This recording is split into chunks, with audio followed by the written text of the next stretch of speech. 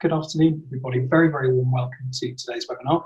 My name is David Kelnar. I'm a Managing Director at Numis. And firstly and above all, I hope you, loved ones, are staying safe and well. Obviously, amidst what's been such a difficult time for a lot of people, my thoughts are very much with those who are most affected at the moment. Quick word of introduction from me. I have the privilege of leading the Growth Capital Solutions team at Numis. And our goal is really to help the world's most ambitious private companies achieve their ambitions. And so our team delivers strategic advice, relationships and capital from global investors, as well as best-in-class transaction expertise to help growth stage companies thrive and scale. And in the last 12 months, we've helped some of Europe's most exciting private companies raise nearly $1 billion from long-term investors. And we're partnering with a really exciting range of disruptors to support them along their journey. For today's webinar, though, I'm absolutely delighted to welcome three of the world's leading investors in high-growth companies: Harry Nellis, partner at Accel; Richard Watts, portfolio manager at Merian; and John Doran, general partner at TCV. Now, I'll ask folks to introduce themselves and their funds momentarily, but suffice to say, these firms have backed some of the most iconic and successful companies of our time, including Airbnb, Facebook, GraphCore, the Hut Group, Kelnar, Netflix, Spotify, TransferWise, Twilio. It's a real privilege to have their perspective, so a huge thanks to my guests. Now, I'm delighted that today we can talk about investing in the new normal. Obviously, COVID is reshaping and accelerating disruption in a way I think none of us quite anticipated. And as founders and investors try to position for success, understanding the reality of what's happening and what's to come has never been more important. So I thought we'd divide the hour today into three parts. We'll begin by exploring the reality of investment amidst COVID-19. Beyond the headline, how are activity levels and round dynamics and valuations changing through the pandemic? We'll then explore this new normal in which we find ourselves. How will the post-COVID world look different? What consequences will that have for consumers, for employees, for disruptive companies and investors? And then we'll focus squarely on advice for founders. How can founders best capture investors' attention and capital today? And what's separating the best founders from the rest as they prepare for the new normal? We'll finish with just a 5-minute quick-fire round in which we'll get our guests to agree or disagree with some reasonably punchy propositions. Ahead of the webinar, we've received dozens of your questions, so thank you for that. I'll be weaving those into the discussion as we go. And do feel free to submit questions during the webinar itself. Drop them with Capital Solutions team here at Numis email, gcs@numis.com. That's gcs@numis.com, and we'll try to incorporate them. So without further ado, thank you sincerely to our guests. Thank you. There are hundreds of people on the line, so thank you for joining us. And perhaps can I ask each of our guests just to begin by telling us a bit about their firms and some of the unique strengths that they have. Harry, do you want to kick off? Sure. Thank you, David. My name is Harry Nellis. I am a partner with Accel, based in London. Accel aims to kind of back and be the first backer of entrepreneurs who would like to build really large, iconic businesses. The way in which we can help these entrepreneurs is by being on the ground with them in wherever location they are based. We have offices in San Francisco, London, and Bangalore, India. But besides being on the ground locally, also providing them with a global radar screen so that they can see what's happening globally in technology. We have been doing this for the last 40 years in the United States, for the last 20 years in London, and have an approach that very much is focused on being sector specialists. So we have this internal thing that we call Prepared Mind initiatives, where we try and become really smart in particular areas, and then identify the companies that can make a real big difference there, and then invest in those kind of themes and those kind of companies. Great stuff. Richard, do you want to do the honors next? Yeah, thanks, David. Yeah, look, I suppose our background is a little bit different really to others. You know, our heritage at Merian, Formula Mutual, was in listed equities. particularly in UK mid and small cap. The desk has been running for around 20 years. Over that period of time, we've backed many growth investments.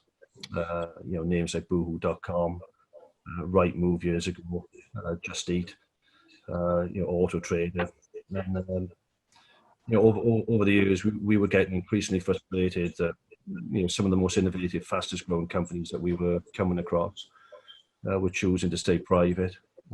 We often describe ourselves as one of the largest investors in IPOs in the UK.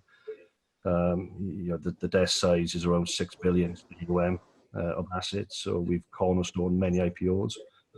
And for us, it was the logical step really to actually go further than that and invest in companies whilst they were still private, if they were choosing to stay private for longer. And that really was where Chrysalis, the idea was born. We launched Chrysalis in November 2018. We raised about £400 million into that strategy.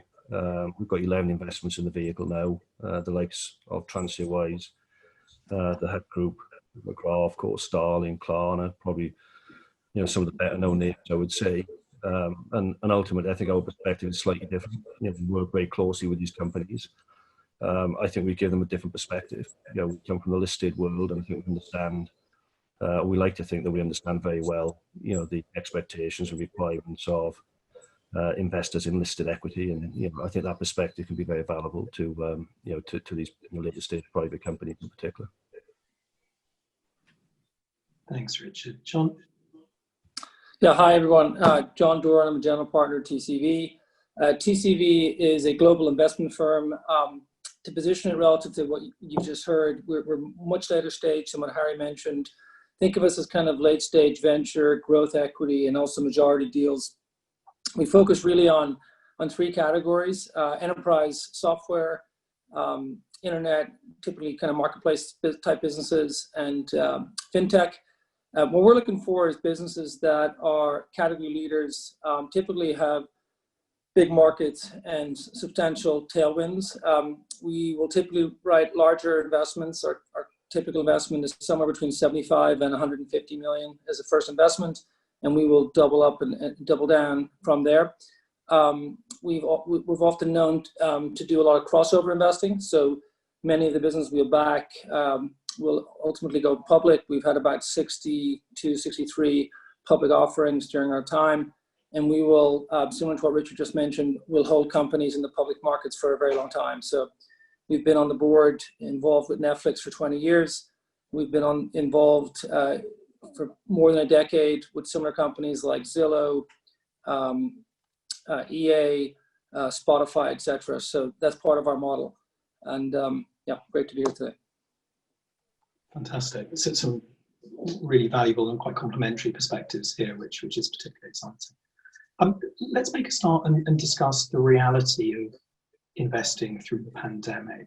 In particular, maybe could you start by telling me a bit about how your investment activity has evolved through this? I know, you're going to say you're open for business, which is great, but is it fair to say that given allocation of time and capital to your portfolios, that the number of new companies you'll be able to back, perhaps in the rest of this year, will be a little bit lower than before, or are you seeing something different?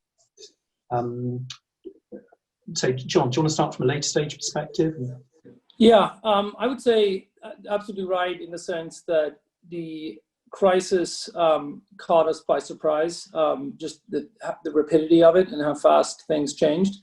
And so there was a lot of time in early March and throughout March, really understanding the impact on a company by company basis, doing some portfolio analysis across the portfolio, trying to make sure that companies had enough cash, trying to think about what the outlook would look like for the rest of the year, and really trying to get companies in a safe position to kind of weather this storm. In answering to your second part of your question, I don't think it means less dollars for deals in 2020, to be transparent. I think there are probably some practicalities that will make it harder. I think first and foremost, it does, maybe it's just what we're seeing, but it does feel like deal volumes are slightly down, just seeing less deal flow. I think it's probably harder to make new investments remotely in companies where you don't have a pre-existing relationship. I think that may change as we all get used to this new world, but I do think most of the deals that we still continue to look at are businesses that we've had a pre-existing relationship and know the companies well. And I think it'll probably be harder to kind of really build that rapport that you need to build with a manager team, with a CEO, remotely. I'm not saying it can't be done. I think it will be done. It'll be part of the new normal as we talk about. But I think that that will just take some more time and also probably learning some new skills on our side and also on the side of the entrepreneurs. The last thing I'll just say is, I think in times of uncertainty, there's always some caution on the side of the investment and the investment side. So we're looking to invest in category-leading businesses with great entrepreneurs and great, like I said, with big markets. Whether those companies are raising today, what the valuations look like, etc., is also something that we haven't really figured out. I think we'll figure it out over the next few months and years. But I don't see it as being I don't see it as us thinking about allocating less capital in 2020. It's just if the opportunity is there, I think we'll go for it. Got it. And Harry, you're unusual on the panel in having a dual focus both on earlier stage companies and on growth. Are you seeing a similar dynamic with earlier stage investments, or is there a bit of a divergence now between activity, earlier versus growth? Our early stage activity is still very high. In fact, the interesting bit is that in the early stage, we invest more in people than we invest in companies. Companies, all, of course, are impacted by what's happening right now, but people, by and large, stay the same. So it's also important to note that some of the great companies today have been started in some really dark and difficult times. So what we try and do is we try and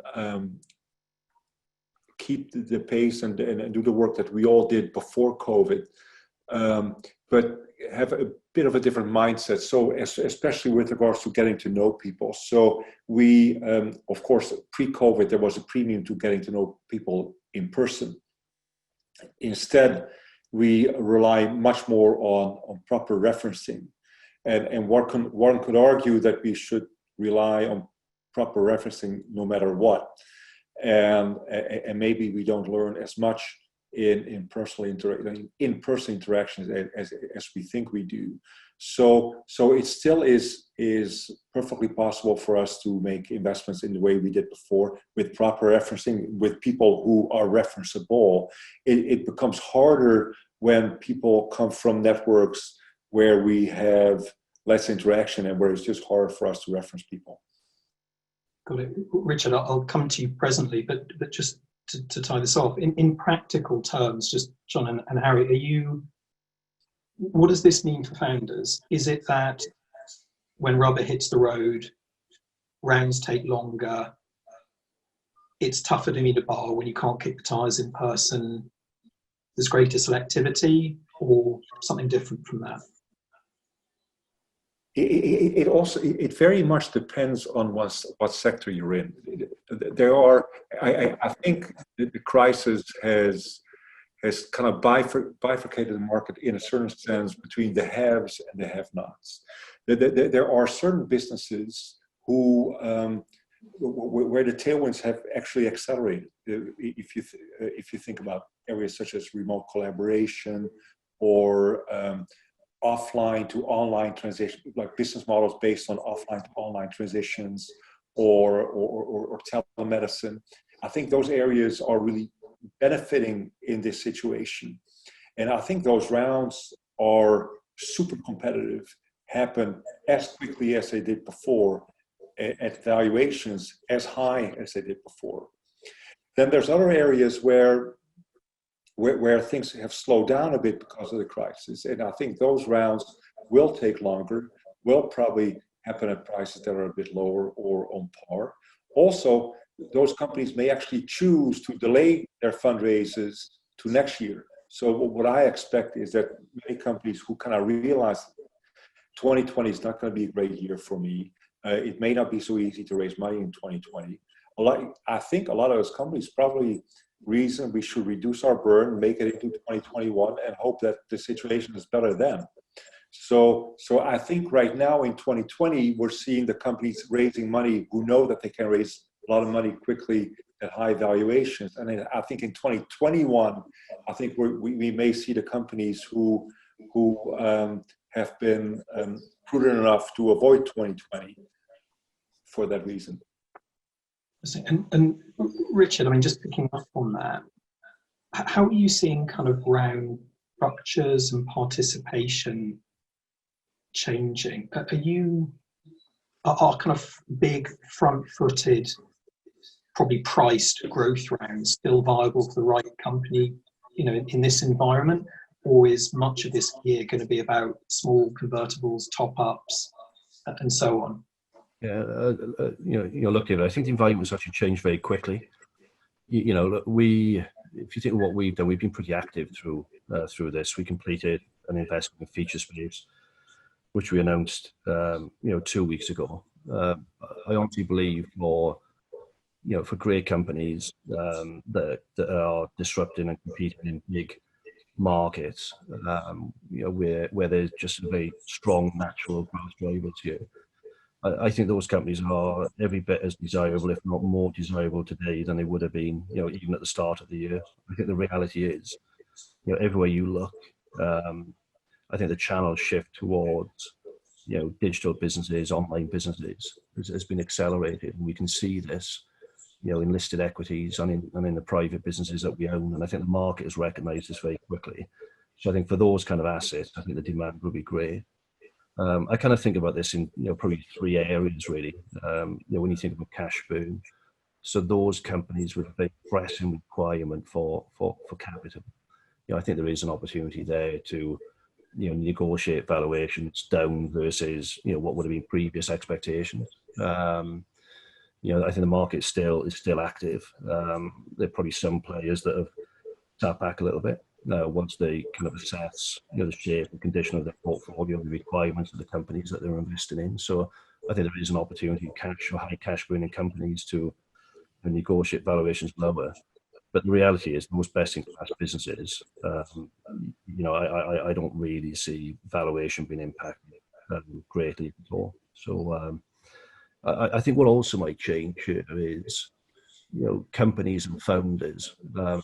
It's crucial to partner with the right people, and I think this is what this environment might remind people of, is that ultimately it's going to be a choice sometimes between valuation and choosing the right partner. When I say the right partner, people that can help businesses with strategy, but also with capital and further capital, who've got big balance sheets themselves to deploy. To support a company through its growth. So, I think that's going to be increasingly important going forward. We'll obviously talk about the new normal in a moment, but collectively, if and how have your selection criteria changed in light of COVID? Are you leaning to kind of different sectors and themes, or is it more around prioritizing companies with different kinds of characteristics, say capital efficiency over growth or otherwise? So are you prioritizing different things? John, do you want to? Yeah, sure. I would say it's been a bit of a mix. I would say what the crisis has done, I think Harry alluded to it earlier, and there's been a lot written about this. It's accelerated, I think, accelerated the changes that we've been trying to invest behind. And so I think about things like telemedicine, for example, which Harry mentioned. I think that type of transition from offline to something like that, I think we're only going to see an acceleration.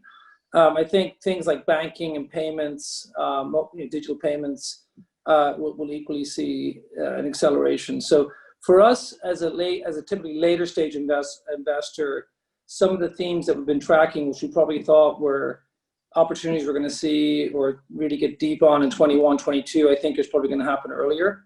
So for me, it's really about I don't think there's kind of new themes per se. Maybe there are at the edge, but the themes remain the same. It's just that the opportunity, I think, is possibly bigger, but also is here now earlier for us to try to invest behind. I think another category that we've always struggled with has been the kind of the last mile delivery area. And I think part of the reason we struggled with it was because of unit economics and things of that nature. But, you know, I think you have to put your hands up and say COVID-19 has changed the game for those companies dramatically. And so I think that we'll probably see some big winners emerge. We've already seen some, you know, business that look like they're winning, but I think you'll see some real big winners emerge as a result of that.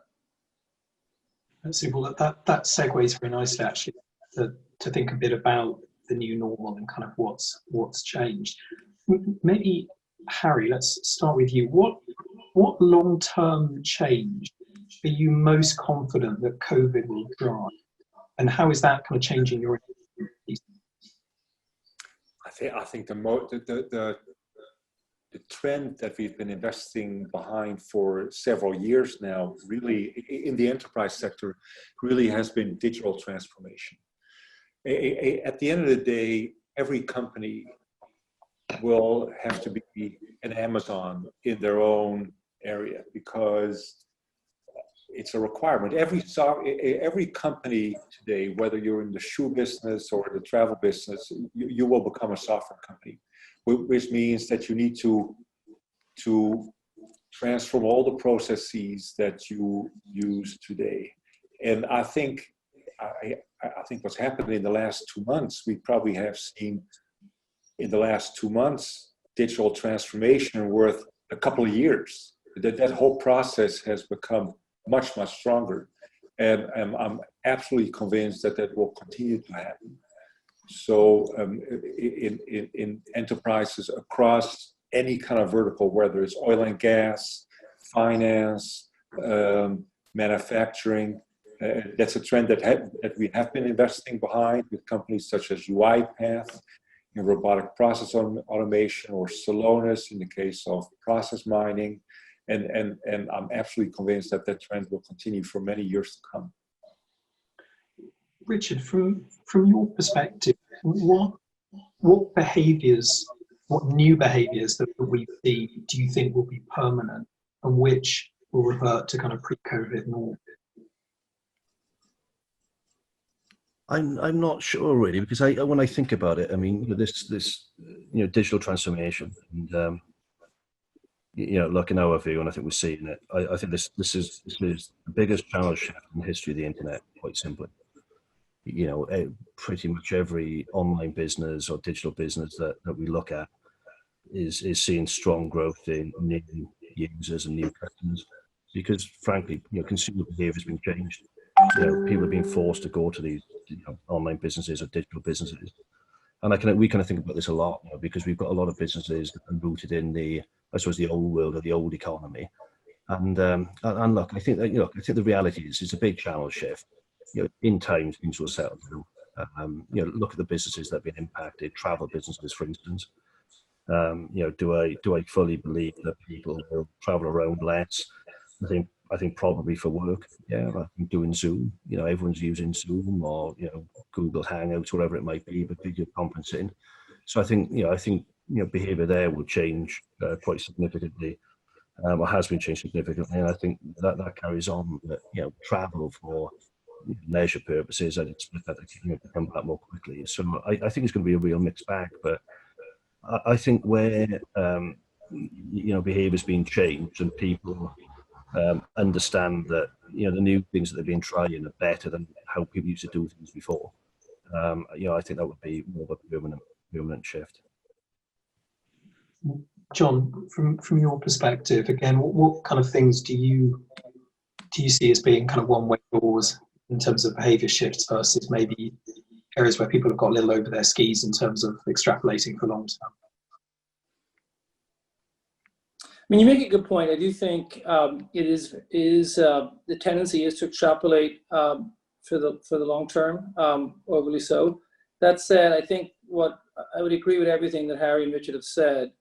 I think if you're not we have this, one of our themes is kind of acceleration of everything in the cloud. If you don't have your data and business applications in the cloud before this, I think very certain you will. You will be working on that and making sure that's the case.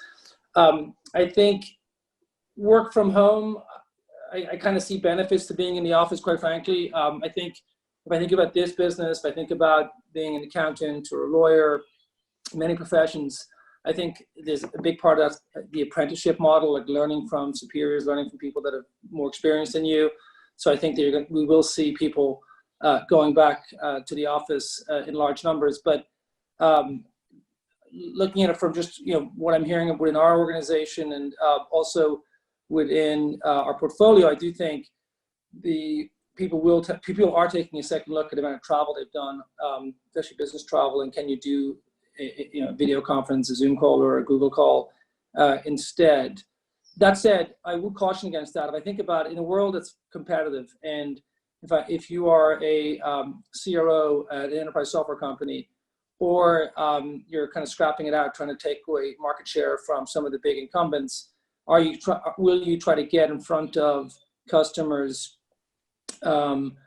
to meet people face to face? I was going to say press the flesh, but obviously in this environment that is is no longer the case. But being in the same room with somebody and really building that kind of rapport, if that can win you the deal, then I think it's going to be hard for other people not to do it, right? They'll just lose the deals over time. So I do think it's hard to extrapolate, but there's definitely some changes. I think business travel, I personally think people will be, they've seen how easy things are with Zoom, and they will change that behavior somewhat. Or I also think about, for example, in our own house, I think a lot of people have gone online with groceries, and they're like, after you use it for a while, like, well, hold on a sec, why have I, once you make that shift, that offline to online shift, which Harry was talking about, whether it's groceries or payments, whatever, you kind of ask yourself, why would I go back? So I think some people will, but I think a number of people won't.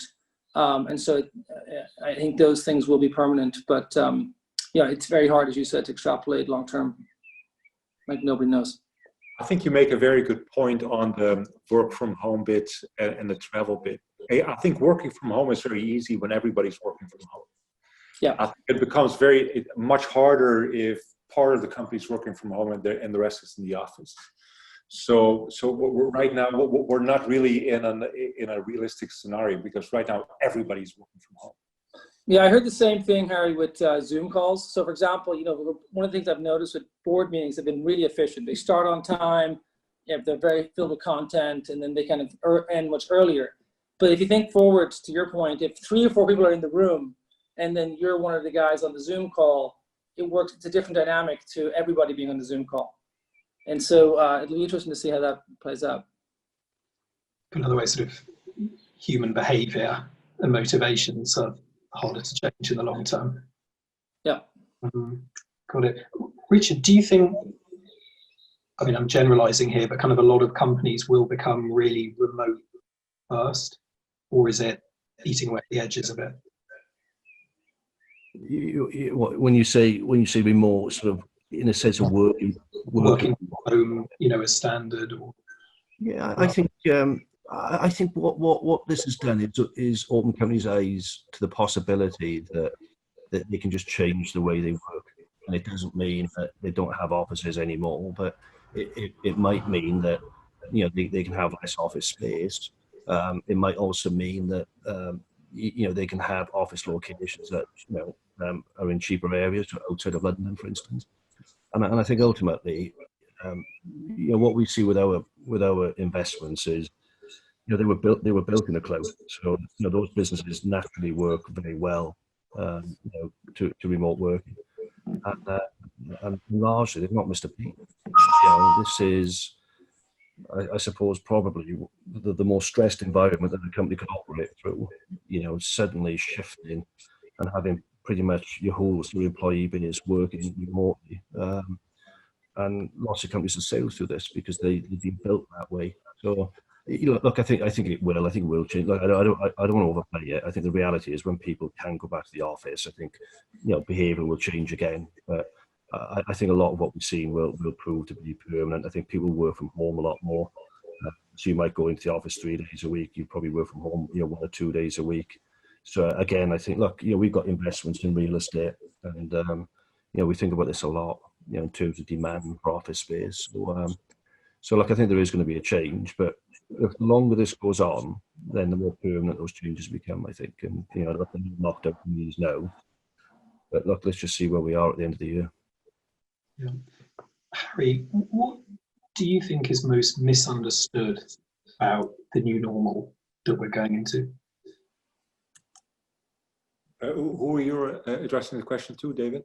To yourself. Okay, I think what's most misunderstood is that nobody knows. I mean, anybody who's telling us what the new normal is honestly cannot know. So, and there's so many cognitive biases that play into what you think the new normal is. I think that the best position that you can adopt is nobody knows. And in the same way as there can be an outlier event on the negative, and by the way, I mean, many smart, the guy who, I forget his name now, who coined the term the black swan is very upset because... Yeah. Yes, he's very upset because he says people are referring to COVID as the black swan, and if there ever was a white swan, it's COVID. So it's a bit of a distraction, but many unexpected bad things can happen, but many unexpected good things can happen as well, and we're just biased in how we think about these good or bad things given the situation that we are in right now. So I think the best attitude to adopt is we don't know, and it's okay. Of the areas where does seem to be a direct travel, so a bit of remote working, really great digitization, health, last mile delivery, etc. What do you think the kind of secondary consequences will be of those becoming more popular? I read something earlier that it's a little distraction, but it was talking about how organ donation had declined because there had been so much less travel that fortunately people had fewer accidents, but it had meant that it was quite challenging for people on a waiting list. And that sort of, I didn't even begin to think about those kind of tertiary implications of all of this. And I'm just curious to, are there any areas where you see sort of quite strong second order implications from what we're seeing? I think the first one is, I think in the UK, I think the high street will be changed forever. I cannot imagine how the high street is gonna not change. And again, I hope it's going to be for the better, but there will be a period of transition.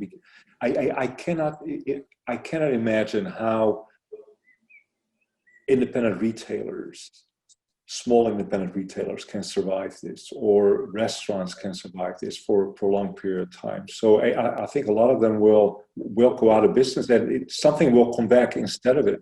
I just don't know how. And when. We may go through a long period where we're kind of in the middle and it doesn't look so nice. John, what about yourself? What do you see happening? The question is, what do I think? What are the secondary effects that I see that are? To be honest with you, I don't really know. I feel I'm totally in Harry's camp when he said nobody knows. I think there's probably a number of known unknowns, which Harry you've described, which is there's what the outcome of what happens in the high street, or what will happen to real estate, but residential and commercial. Richard made a good point. I think even though I do think people will go back to the office, I don't think it'll be the same where everyone will need to have a desk. It'll be more. I think it'll be more. Much more streamlined in that sense. I'm already seeing CEOs in our portfolio talk about that. I do think you have fully distributed workforces in some companies. We've seen that. I think that'll become more popular. I think the residential side, if I just think about you, Harry, you mentioned, I think living around London, for example, has always been important to be close to the high street.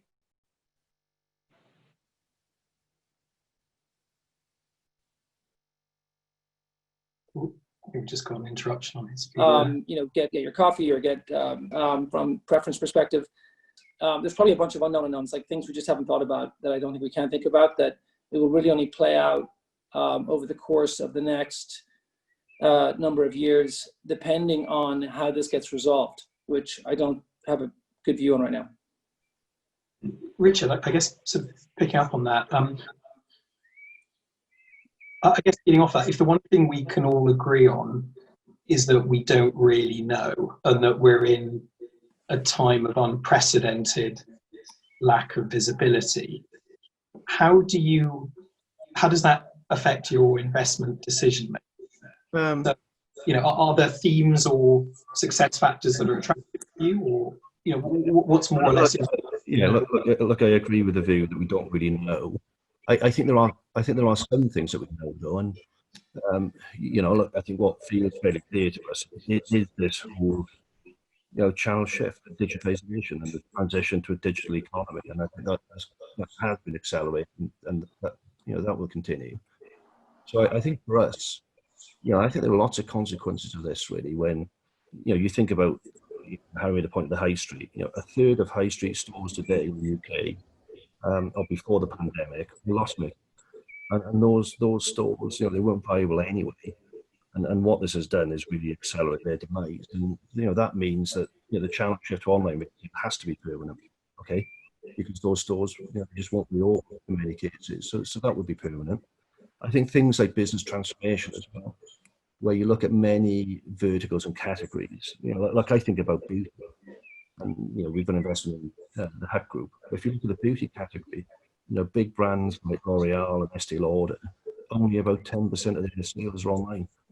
And, if you're those businesses, the reality is you've got no idea if, another coronavirus comes along, looking to get second wave or third wave, or we get a new virus in 2 or 3 years' time. So I suspect if you're sitting in a boardroom of, one of those companies, you're going to be looking at your business and how you engage and sell to the consumer channels that you go through. And I think business transformation is going to be a big because companies have to future-proof them. You can't be in this position again, quite frankly. So we think about the banking sector, kind of similar to the high street, but the big banks in the UK, we probably spent the last 10 years, ripping out the service counters and essentially having bank employees walking around the branch with iPads and sofas and that type of stuff. Is that going to be the same? Do you want to go to a bank branch and tap on an iPad when lots of other people have been doing the same thing? So I think again, the banking sector is going to have to change. So I think lots of these things tell us the problem won't clear. Well, it's not we accept it's very uncertain, but I think there are a number of areas that seem quite clear to us. Got it. And just before we move on, Harry, what themes or success factors are most kind of attractive to you at the moment? Kind of live with this uncertainty, but see what's unfolding. Yeah, we have been investing heavily on the enterprise side. So typically we have two sectors that we are involved in, the consumer side or the enterprise side. We've been focused mostly on the enterprise side. And we're spending a lot of time in pretty specific areas. For example, within security, we are spending a lot of time in authentication and authorization. So subsectors, we are spending a lot of time in DevOps, in the developer operations and security subsectors. So it's pretty, and again, our approach there is to try and get to know entrepreneurs early, spend time with them, and back them at that point. So one constant as well that I forgot to mention is there will always be great entrepreneurs. So no matter how bad the economic environment will be, there will always be great entrepreneurs, and it's our mission just to find them early and start work with them. And John, you mentioned last mile delivery as, you know, an area of interest and so on. Are there other themes or characteristics that are particularly attractive to you right now? Yeah, I think some of the ones that Harry mentioned are very interesting to us. I think on the consumer health side, we think is interesting, not just telehealth, but wellness, education. Education, I think, is going to be massively changed, potentially because of this. You think about just universities, both here in the US, if people are going to remote, what are they actually paying for? I think that's something that will change. We'll see some changing. I would say on the digital entertainment side, we've already seen a big impact in streaming with the likes of Netflix or Spotify. I think we'll see more change there.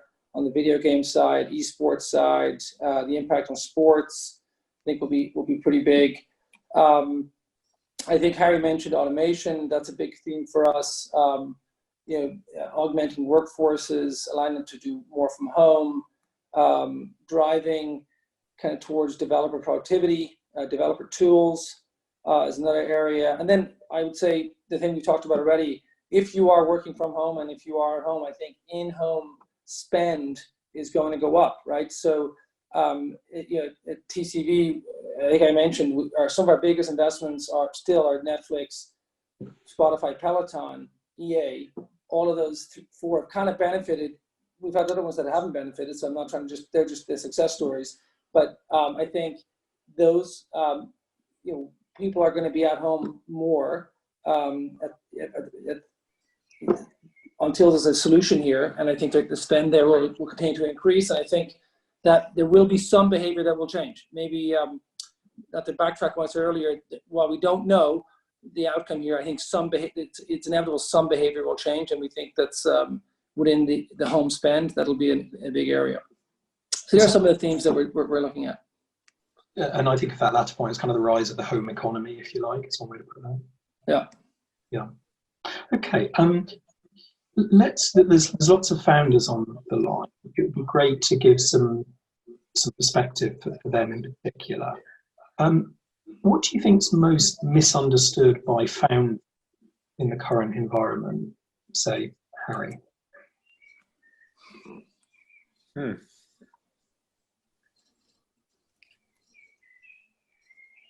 It's a hard question because I don't think there are many misunderstandings about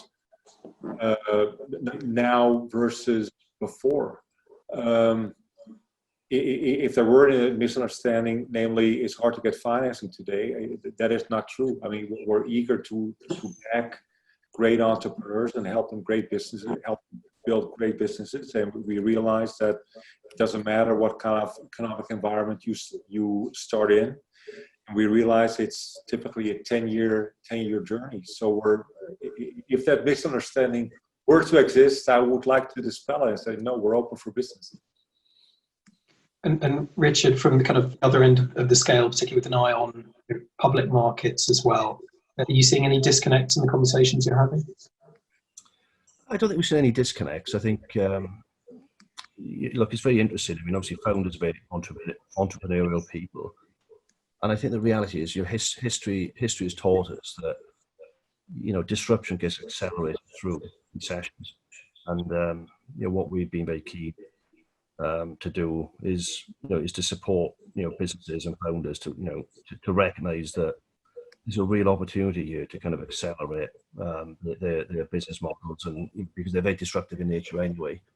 And I've got to say, I think the investors that we're in, I think, they've seen the opportunity, and I obviously don't want to diminish the human tragedy of the pandemic, but from a business perspective, there was an opportunity here to accelerate these business models and their growth, and I think we've been very pleased that the founders that we're involved with, have recognised that, and and I think just in terms of disconnect, I kind of think it's really easy. I think it was very apparent, in this environment that, raising capital in the private world, whilst there's been a lot of capital around, and it has been easier, the reality is, in times of crisis, and let's face it, March was a time of crisis, and really part of April was a time of crisis. It was hard for some companies to raise capital. And I think whilst we're sitting here today feeling that life, for some reason is a lot better and there's a lot needs to raise capital, ultimately you might not turn out this. This pandemic has accelerated the trends that we've faced. Companies generally are performing well. But ultimately, I think if you're a big company that might have been thinking about IPO maybe in 3 years' time, maybe thoughts around that are actually do it earlier. Because what's very clear, if you're a publicly listed company, it is so much easier and so much quicker to raise capital when you need it. Got it. And John, how do you think founders can best attract investors' attention and capital today amid such a tumultuous environment? I actually don't think it changes. I'm kind of in the same camp Harry had mentioned. I think it's about, I think for the great companies that are doing well despite this, I think it's continue to do what you're doing, focus on the product, building a great team, and taking market share. Even for companies and I think there's some great companies that have been hit for six with COVID, right? I mean, there's some really interesting travel companies that no matter how good an operator you are, you've just, it's been a very, very difficult situation. In that situation, I think in those type of companies, it's not just travel, I think there's a lot, hospitality, etc. I kind of, not to go back to what Richard said, but it is an opportunity, a crisis is an opportunity, and it's very hard to make wholesale changes with a business that you have always wanted to make while you're driving 100 miles an hour. And so I think the ability to kind of really dig in on the engine of the product during this period can also be an opportunity. I also think everybody agrees on this call, I've heard it said many times, if you look at the crisis of 99, or the 2001, dot-com bubble burst, and then the global financial crisis of 708, some great companies came out of there, not just the ones we all know, but there's a long list. And I think the ones that can get through this with enough cash and with a great product will go on to thrive. But that's my perspective on it. And Harry, as we move from the flatten phase of the pandemic to the kind of fight phase of the response, what behaviours are you seeing from the best founders that maybe separates them from the rest? What amazes me in the best founders is the speed with which they can make decisions, and the accuracy and the amount of good decisions that they have ended up taking. So the best founders are the ones who can take difficult decision rapidly and come out ahead. And we've seen it. I've seen that again in this period where many people just stood up to the challenge and made some really hard decisions. But that I think at this moment in time still look like the right ones. So it shows you that everything depends on the right kind of founder, and if you're backing a great founder, they can steer the ship through even difficult times like this. John, from your perspective, what sort of founder behaviours are you seeing among the very best? That's maybe I think it's exactly that. I would add a couple of things. I think speed, no question. The great founders tend to be very data driven, and this has been one where it's hard because the data, things move so fast. No matter how data driven you are, you didn't see it in the underlying business. But still, I think speed is very, very important. Decisiveness, very, very important. What I would say I've noticed is, and I see this, actually there's been founders I've disagreed with and I've turned out to be wrong, is that founders tend to have the really good founders have a great way of blocking out the noise, right? They really have to focus on what matters. It's their business, it's their baby. And so they hear all this kind of noise that's on the side, but they're able to kind of really channel and focus to make those decisions, which are possibly tough calls that Harry mentioned, or even to disagree with others around the board who may have a different perspective. I do think that that is something that I've seen. It's kind of a mix between blocking out the noise and like an independent view of where things are going, and not just following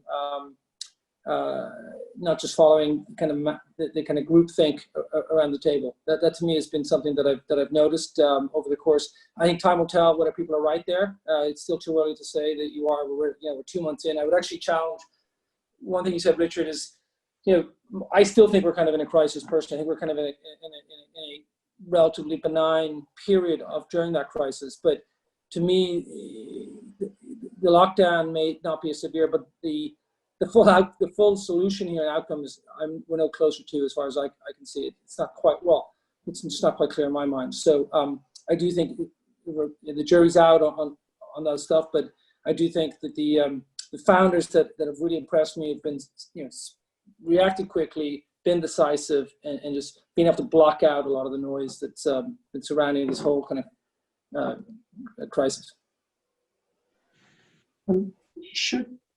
Should the very best companies be using this window to raise capital to press competitive advantage, or do you think that's often not the right approach?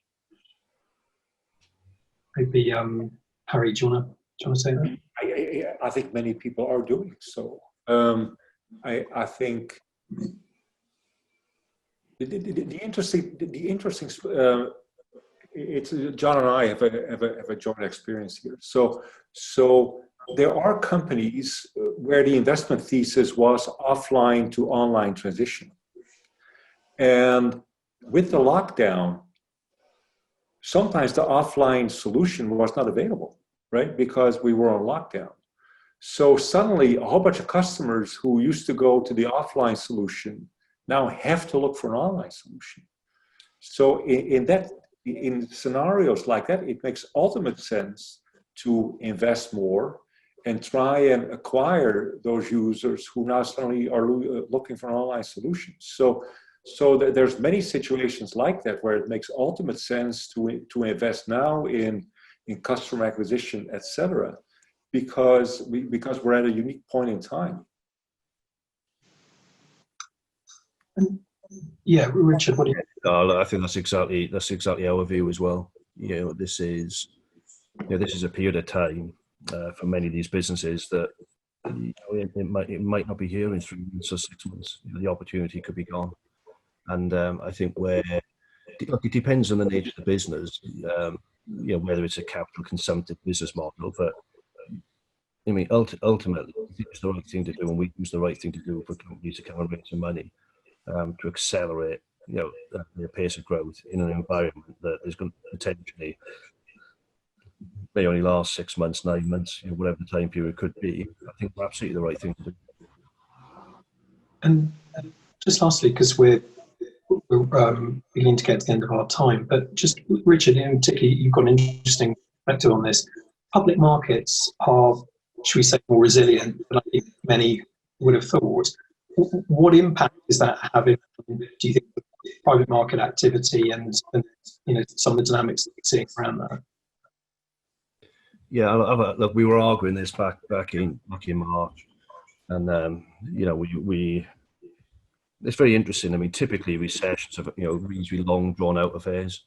The GFC was 15, 18 months played out, and the reality is when you're in that environment, you never really quite know where the bottom is, and so you tend to find that equity markets or listed equity markets, they basically share prices track earnings declines. And so if you look at the GFC, from peak to trough, earnings fell 50 to 60%, and the market was down about 50. I think this time our view was very different because it was very fast down, the fastest fall, deepest recession in history. But likewise, I want to take on board John's point. We wouldn't really know if we come out of this, but I think it's clear that the second half economic activity, or certainly Q3, is going to be better dramatically than in Q2. And what you've seen, obviously, with listed equities is, significant government and central bank support, and obviously you've seen the reaction, right, with stock markets. They've recovered very, very strongly from the lows, and you know, you'd never thought that US markets were basically flat to modestly up. You know, if someone told you at the start of the year that you're going to have the biggest recession in history, and would the US market be flat to up, you know, you wouldn't have believed them. But the reality is, it's happened so quickly, and so people have, you know, looked through, you know, the recessionary impact, and they're trying to look towards recovery. Now, this could be a false storm, if markets roll over again. But you know, what it does mean, if this does persist, you know, it means that we've got the winners in the stock market. We all know who the winners are. I mean, you know, it's Amazon, it's Netflix, it's Spotify. You know, our private businesses look more like those companies than they do, you know, the old world companies that have borne most of the brunt of the market action. And I think ultimately, I think my thoughts on this have probably changed from where I was at the end of March, you know, to where I am now. I think for the best-in-class private businesses that have navigated the pandemic very, very strongly, you know, this will be something that those companies can point to when they decide to list. Say, actually, we've been tested in the worst recession in history, and we came through with flying colours. And if you're one of those businesses, I think the reality is the stock market would be prepared to pay a very, very high valuation multiple. So I think from my perspective, in the UK in particular, there aren't many companies that look like that are listed. Where we do have them, you know, names like Boohoo.com, for instance, you know, the train line, you know, Esmo Capital, which is like a digital media business. You know, share prices have been great, and so I think, you know, ultimately, we might find that some of these private businesses, you know, particularly the bigger ones that have been private for a long time and again quite large, you know, this could actually accelerate their idea around an IPO. It's fascinating. Thank you. We are pretty much at time. Just a minute or two left. Could I just finish with a quick fire round? Just 1 or 2 word answers each, please, if I may. A few propositions to put to you. Agree or disagree? There will be an economic depression in the coming year. Disagree. No idea. Don't know. Agree or disagree? Major stock markets are highly overvalued. Disagree. I will answer the rest of the questions. This one I still don't know. I'm not a public market specialist. So I just say long term we'll know. Harry? Disagree. Okay. Agree or disagree? In time, corporate travel will rebound to, let's say, within 20% of pre-COVID levels. In the long term, yes. Yeah, I agree with that. I agree. Agree or disagree? Government's responses to COVID have generally been sensible. Personally, I disagree. Agree. Hard job all around, but I agree. Very hard, difficult position. Harry? Joining you from the United States, disagree. Yeah. And penultimately, agree or disagree? For many, remote working will become the permanent default post-COVID. I agree with that. Agree. Disagree. And finally, bit of fun. The first thing I will do post-lockdown will be go to the office. Go to the pub. Go out for dinner. so some breadth in the economy to look forward to. Super. I think that's our time today. Gents, a very sincere thank you. It's been fascinating to get your perspective on those areas. Some points, as I would have expected, some surprises, and you know, very much the richer for it. So thank you, Harry from Accel. Huge thanks, Richard from Merian, John Doran. Very much appreciate your time. Thank you very much, and we'll certainly follow up and share notes and recordings of this with everyone. But hope everyone stays safe. Get in touch if we can help with anything. And thank you all. Thanks. Bye-bye. Bye-bye. Bye.